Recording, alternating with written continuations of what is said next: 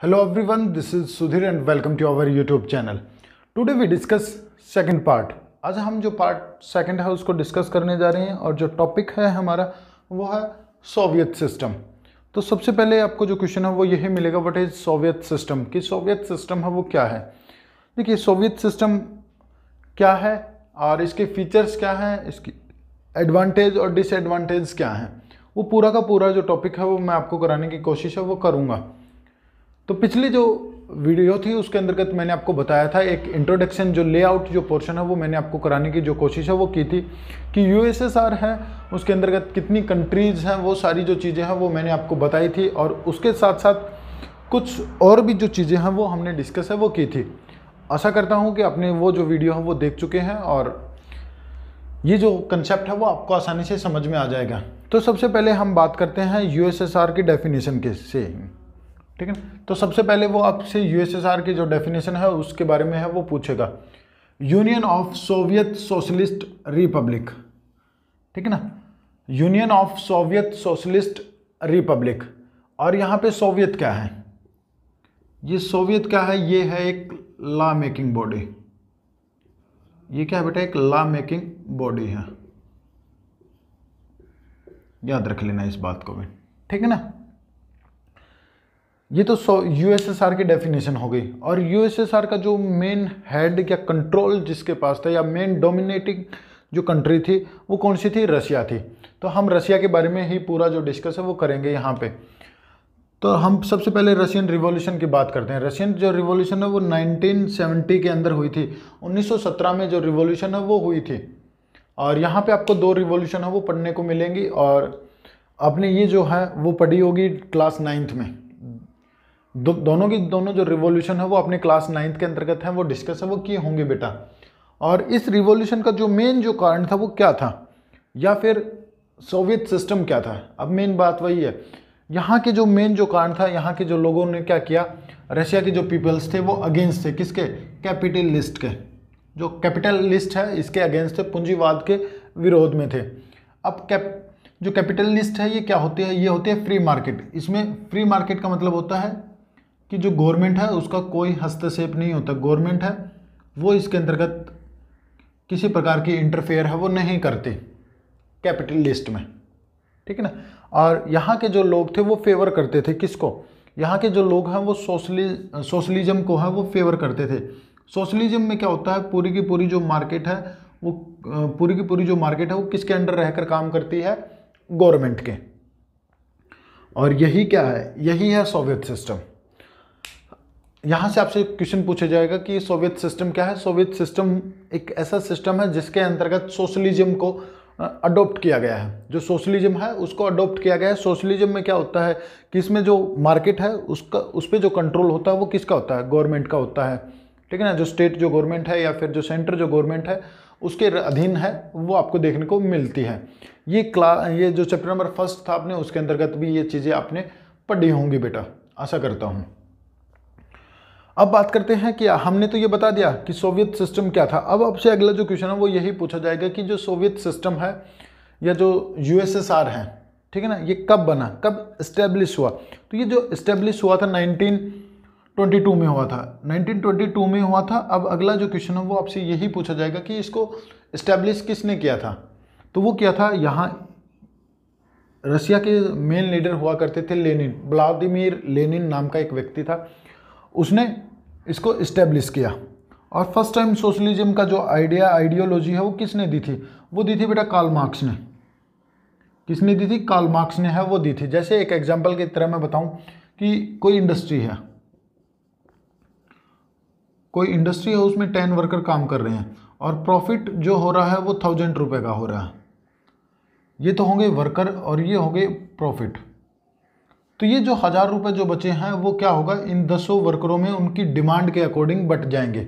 उनको जितनी डिमांड है उनकी फैमिली डिमांड के अकॉर्डिंग उनमें इक्वली जो डिवाइड है वो कर दिए जाएंगे। ये था सोशलिज्म, ठीक है ना, या सोशलिस्ट जिसको बोला जाता है वो था बेटा। आपको आसानी से क्लियर हुआ होगा। यहाँ तक किसी को डाउट है तो आप मुझे कमेंट करके बता सकते हैं, ठीक है बेटा। मैं आपको अगली जो वीडियो होगी उसमें आपके जो कंसेप्ट हैं उनको क्लियर कराने की कोशिश वो करूँगा। इसमें क्या था, इसमें 15 देश थे। इसमें 15 जो नेशन थे वो थे बेटा, जैसे पिछली जो क्लास है उसके अंदर मैंने बताया था कि 8 जो कंट्री हैं वो हैं यूरोपियन कंट्री हैं, और जो 7 जो कंट्री हैं वो एशियन कंट्री हैं, ठीक है ना। 7 जो कंट्री हैं वो एशियन है और 8 यूरोपियन कंट्री हैं। और यहाँ पे एक ही पार्टी है वो रूल करती थी, जो कौन सी पार्टी थी, कम्युनिस्ट पार्टी थी। इस पार्टी को कम्युनिस्ट पार्टी है वो बोला जाता है। और यहाँ पे एकमात्र ही गवर्नमेंट थी, एकमात्र ही पार्टी थी, और यही अपनी जो गवर्नमेंट है वो बनाती थी, और एक लंबे समय तक ये चलती जा रही थी। और सोवियत का मीनिंग मैंने आपको बता दिया क्या है, लॉ मेकिंग बॉडी है, ये मैं ऊपर ही आपको बता चुका हूँ। तो ये थी सोवियत सिस्टम के बारे में थोड़ी बहुत जो इन्फॉर्मेशन जो थी वो मैंने आपके साथ जो शेयर है वो की है। तो आपको क्लियर हो गया होगा कि सोवियत सिस्टम क्या है। और अब नेक्स्ट जो पूछा जाएगा आपसे कि फीचर्स ऑफ सोवियत सिस्टम, कि सोवियत सिस्टम के फीचर्स क्या हैं, या फिर मैं एडवांटेज लिख सकता हूँ यहाँ पे, एडवांटेज ऑफ सोवियत यूनियन या सोवियत सिस्टम, ठीक है। जो सोवियत सिस्टम है उसके इंपॉर्टेंस भी पूछ ली जा सकती है या आपसे, या फिर फीचर्स भी, या फिर एडवांटेज भी। यहाँ से आपको अलग अलग तरह से जो क्वेश्चन है वो पूछा जाएगा। देखिए, सोवियत की जो इकोनॉमी थी, सोवियत की जो इकोनॉमी थी वो काफ़ी ज़्यादा कॉम्प्लेक्स थी, एक कॉम्प्लेक्स कम्युनिकेशन नेटवर्क था। देखिए, जो सोवियत था उसकी जो इकोनॉमी थी वो काफ़ी स्ट्रॉन्ग भी थी और काफ़ी ज़्यादा कॉम्प्लेक्स भी थी। कॉम्प्लेक्स का मतलब काफ़ी जटिल थी, कि वहाँ पे आपको अलग अलग जो चीज़ें हैं वो देखने को मिलती थी।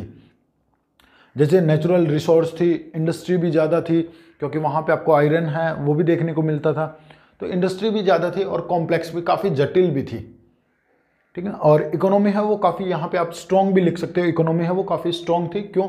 क्योंकि इसका जो एरिया था वो काफ़ी ज़्यादा एक्सपेंड था। ज़्यादातर जो यूरोपियन कंट्री थी और जो एशियन कंट्री थी उनमें आपको नेचुरल जो रिसोर्स हैं वो काफ़ी बड़ी मात्रा में है वो आपको देखने को मिलते हैं। जैसे आपने ज्योग्राफी के अंदर भी पढ़ा होगा ये सारी चीज़ें। तो ये कारण थे बेटा कि जिसके कारण यहाँ पे इसकी जो सोवियत की जो इकोनॉमी थी वो काफ़ी ज़्यादा कॉम्प्लेक्स भी थी, और कम्युनिकेशन जो नेटवर्क था वो भी काफ़ी कॉम्प्लेक्स था, कि मतलब काफ़ी बड़ा एरिया हो जाता है तो उसके साथ कांटेक्ट करना भी काफ़ी मुश्किल था। उस समय इतनी ज़्यादा टेक्नोलॉजी भी नहीं थी, जैसे कैमरे हुए कि हम एक जगह बैठे ही उन चीज़ों को देख सकें, तो ये भी प्रॉब्लम थी। अगला जो है वो है नेचुरल रिसोर्स फाउंड। यहाँ पे आपको ऑयल देखने को मिलता था, आयरन एंड स्टील है वो देखने को मिलता था। ऑयल से क्या होता था, ज़्यादातर क्या होती थी, एनर्जी मिलती थी। जो इंडस्ट्री होती है उनको एनर्जी के रूप में ये कार्य है वो करवाता था ऑयल। पेट्रोलियम है, डीजल है, जो पेट्रोलियम है वो मिलता था बड़ी मात्रा में, तो इसका जो इस्तेमाल है वो किया जाता था। आयरन एंड स्टील के कारण क्या हुआ कि जो इंडस्ट्री है उनको एक रॉ मटेरियल भी है वो मिलने लगा है, और बड़ी मात्रा में आपको जो इंडस्ट्री है वो यहाँ पे डेवलप है वो देखने को मिली। और गुड ट्रांसपोर्ट नेटवर्क, और यहाँ का जो नेटवर्क था, ट्रांसपोर्ट जो नेटवर्क था वो भी काफ़ी अच्छा था। और ये क्या करता था, रिमोटेड एरियाज, जो दूर दराज के जो जंगल वाले जो क्षेत्र थे, जो फॉरेस्ट वाले क्षेत्र थे या माउंटेन वाले जो रीजन थे, उनको भी आपस में कनेक्ट करने का जो कार्य है वो करता था, जिसके कारण हर एक जगह को आपस में जो कनेक्ट है वो किया जा सके, ताकि इकोनॉमी है वो और भी ज़्यादा जो डेवलपमेंट है वो रशिया के अंतर्गत हो। ये यूएसएसआर के अंतर्गत एक अच्छा फीचर्स भी था। और यहाँ पे क्या होता था, प्रोड्यूस एवरी डोमेस्टिक प्रोडक्ट। यहाँ पे जो भी डोमेस्टिक जो प्रोडक्ट था वो सारा का सारा, जैसे पिन से लेकर कार तक, हर एक डोमेस्टिक जो प्रोडक्ट है पिन से लेकर कार तक, वो केवल और केवल सोवियत संघ की जो इंडस्ट्री थी उनमें ही बनाया जाता था। मतलब कहने का मतलब ये है कि उनकी जो घरेलू जो चीज़ें हैं सारी, जो घरेलू जो चीज़ें हैं बेटा सारी की सारी, और वो अपने देश में ही उनको डेवलप करते थे। ज़्यादातर वो बाहर से जो चीज़ें हैं उनको नहीं मंगाते थे, ठीक है ना। वो इम्पोर्ट है वो नहीं करते थे चीज़ों को, वो अपने देश में ही डेवलप है वो कर लेते थे, जिसके कारण उनकी जो इकोनॉमी है वो काफ़ी बेटर बनी रही काफ़ी लंबे समय तक। Soviet union provide basic necessities.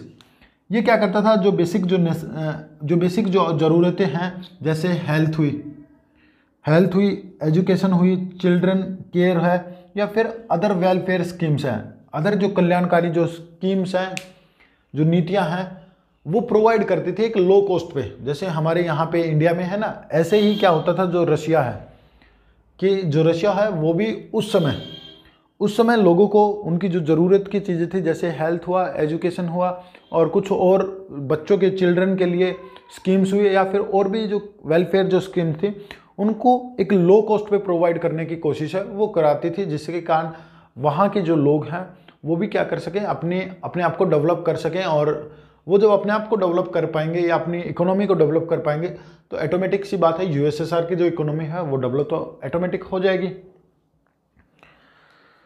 अगली बात करते हैं कि जो यूएसएसआर था उसमें कोई भी व्यक्ति अनएम्प्लॉयमेंट नहीं था, अनएम्प्लॉय नहीं था, मतलब सभी को क्या था, एम्प्लॉयमेंट है वो मिला हुआ था, रोजगार है, कोई भी व्यक्ति बेरोजगार नहीं था, हर एक व्यक्ति को रोजगार है वो मिल रहा था या हर एक व्यक्ति जॉब पे लगा हुआ था, कोई ना कोई जो कार्य है वो करता था और अपनी इकोनॉमी है उसको स्ट्रॉन्ग करने में एक अहम या एक इम्पोर्टेंट रोल है वो अदा करता था।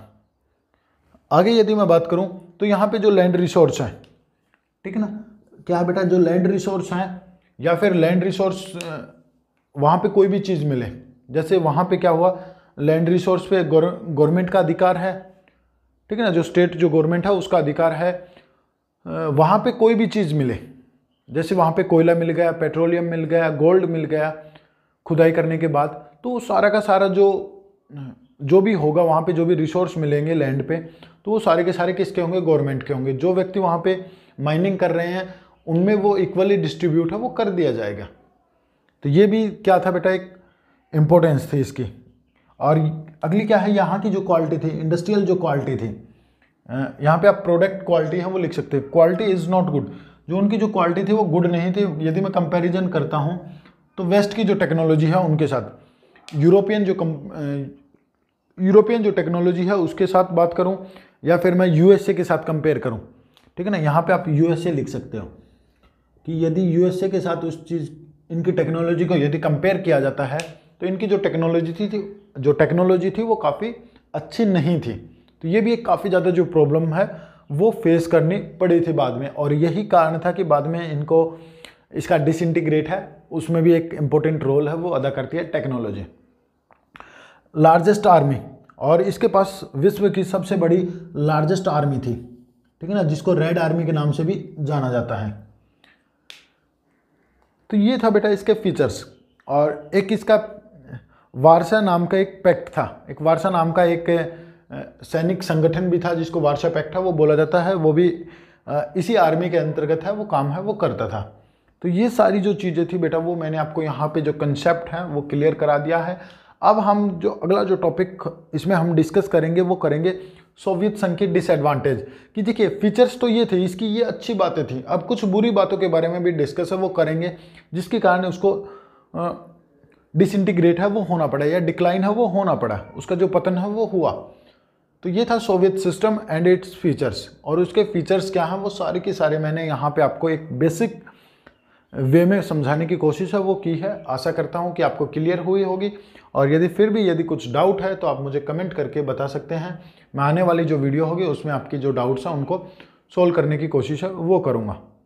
यहाँ तक आपने वीडियो को देख लिया है और आपको वीडियो अच्छी लगी हो तो लाइक करें, शेयर करें और चैनल को सब्सक्राइब जरूर कर लीजिए ऐसे ही वीडियो देखने के लिए, और ऐसे ही जो कंसेप्ट हैं वो हम कराते रहेंगे। आशा करता हूँ कि आपको समझ आया होगा।